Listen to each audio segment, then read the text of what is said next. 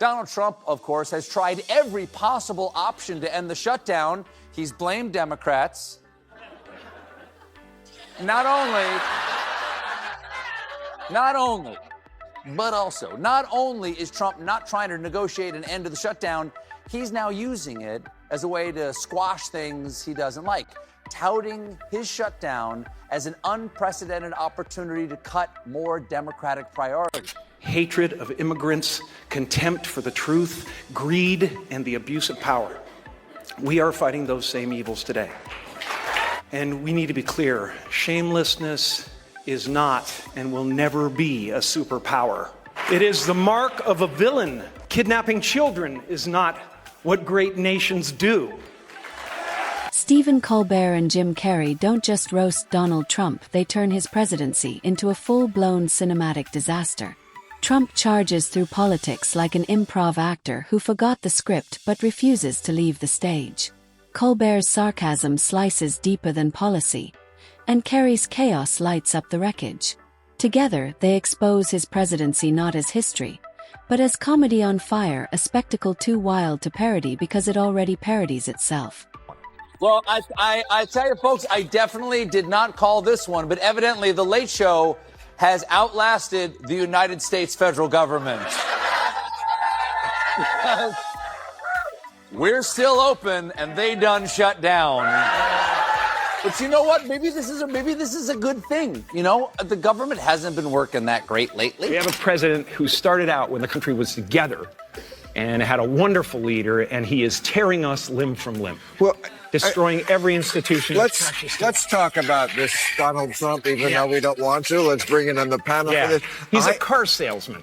He's a used car salesman. Absolutely. And he's, you know, he didn't make America great again, but he did turn back the. Colbert kicks things off by treating the Trump presidency like a parody series that ran 5 seasons too long.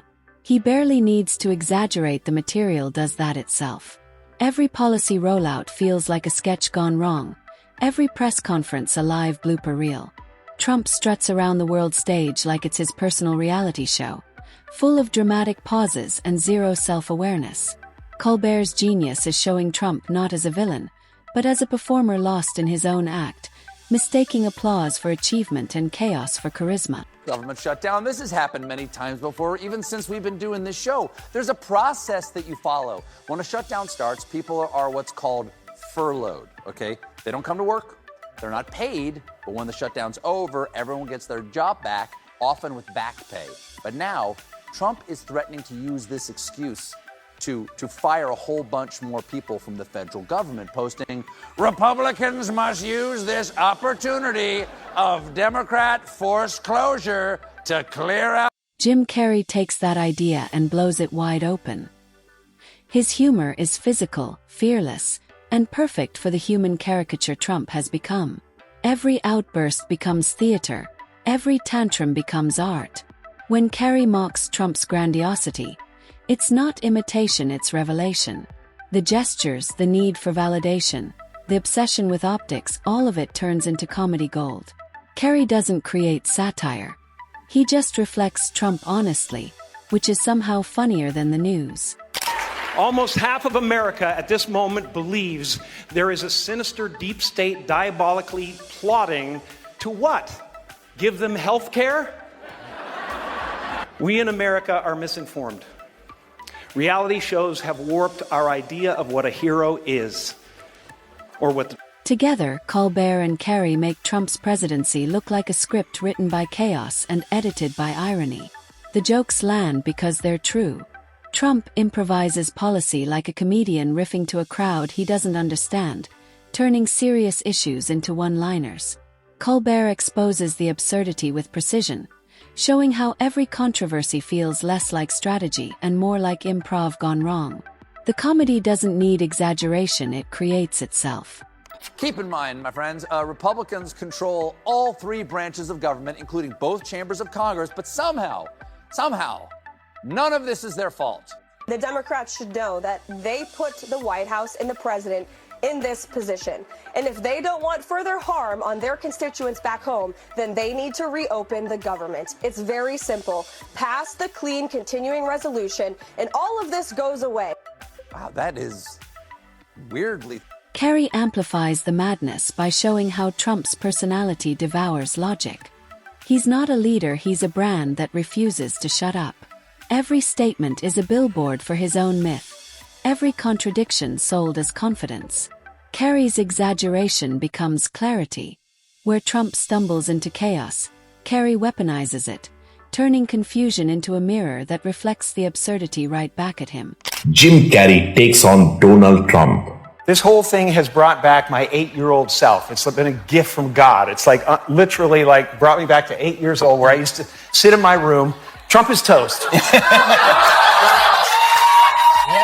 Yeah, man. And so you just kind of digest the news of the day. It's an affirmation. Robert Mueller. Robert Mueller putting the squeeze on the president. Uh-huh. Just to relieve the stress. You know what I mean? Colbert digs into Trump's self-image, a president acting like a man still auditioning for relevance.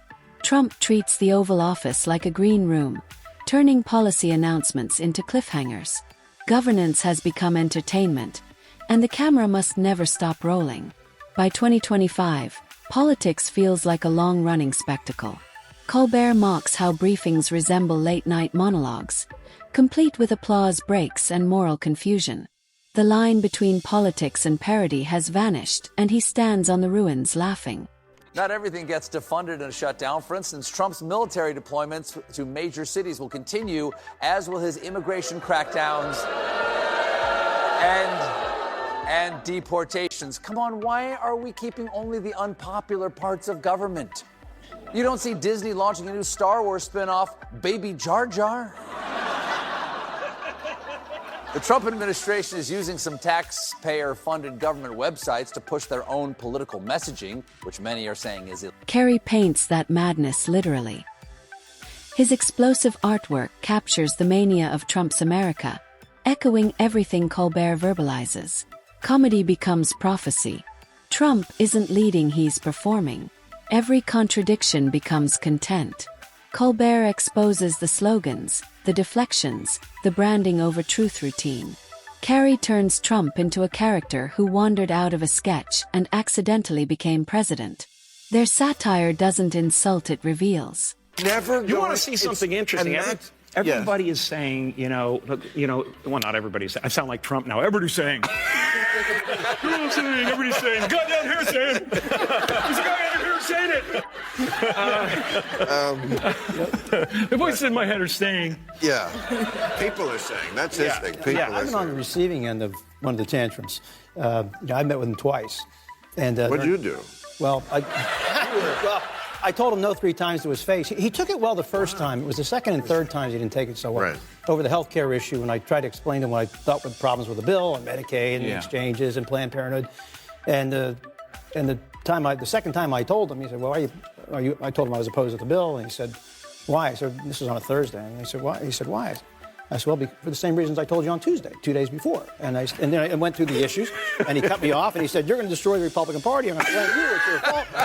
The tax reform is going to go down. You're going to destroy the Republican Party because he couldn't remember what you said on Tuesday? No, because I wanted to vote for the health care bill. He said he was going to take down tax reform. I finally interrupted him after about, it seemed like going on forever. This was in the cabinet room getting laid into here.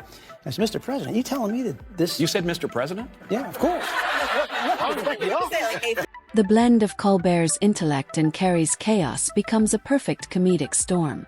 Trump's mythology collapses effortlessly under the weight of their humor. Colbert shows him as a man building monuments out of mirrors, desperate for his own reflection. Carrey takes that fragility and turns it into slapstick, a performer who can't land a punchline but refuses to leave the stage.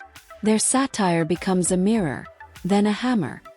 Generals, meet Captain Cankles. Here from a true paragon of masculine fitness, Donald Trump. That shamble up to the mic was about as high as his energy got for the whole day. The president is so anti-woke, he's barely conscious. Trump didn't love the crowd.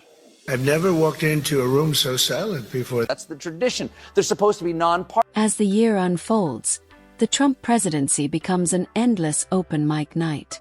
Impulsive decisions, contradictions, scandals, the material never stops. Colbert crafts jokes that double as journalism, mocking how Trump measures success by reactions, not results. Carrey transforms each scandal into theater, exaggerating Trump's refusal to take responsibility. Together they expose a truth. Trump doesn't govern, he performs. Cat generals, meet Captain Cankles. Here from a true paragon of masculine fitness, Donald Trump. That shamble up to the mic, it was about as high as his energy got for the whole day. The president is so anti-woke, he's barely conscious. Trump didn't love the crowd. I've never walked into a room so silent before. That's the tradition. They're supposed to be nonpartisan and sit there stone-faced. It's like doing stand-up for Easter Island heads. If you don't like what I'm saying, you can leave the room. Roger that. Colbert dives into Trump's diplomacy, turning global meetings into reality TV auditions for applause. Every summit becomes a competition for airtime. Carrey plays Trump like a cartoon emperor marching through chaos, convinced applause is armor. Colbert mocks the slogans, the recycled lines, the vagueness. His jokes cut because they make sense. Carrey's chaos shows the sheer unreality of a presidency where consequences don't apply. Ted Cruz also weighed in to say how fun he thinks it is that only Democrats would be affected. President Trump is going to use that as an opportunity not to tell people you're furloughed for a few days, but instead to send pink slips and to get rid of left-wing bureaucrats who are imposing left-wing priorities that are contrary to President Trump's priorities. Yes, we need to get rid of people who are contrary to President Trump's.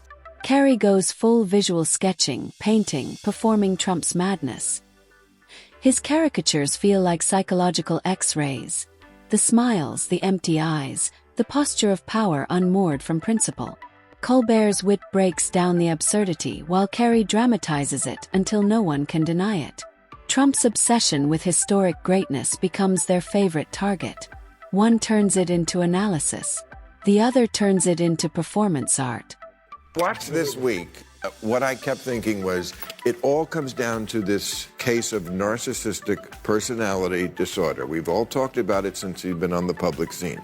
But we see it in real time. Somebody really unraveling, spiraling toward madness. So I'm an asshole? Is that what you're trying to say? No. We're talking, you're not talking. You're talking. Their combined force is devastating. Trump, once dominant in the news cycle, becomes its punchline. Colbert dissects him with intellect. Carrey amplifies his flaws into myth. It's not hatred, it's exposure. They show that leadership built on entertainment eventually collapses under its own noise. Colbert predicts history will remember this era as a lesson in how charisma without competence becomes theater. Carrey ends with imagery Trump alone on a dark stage, convinced the show isn't over. The curtain falls, but the performer won't leave. And for the first time, the audience exhales. They didn't just mock Trump, they freed reality from his performance.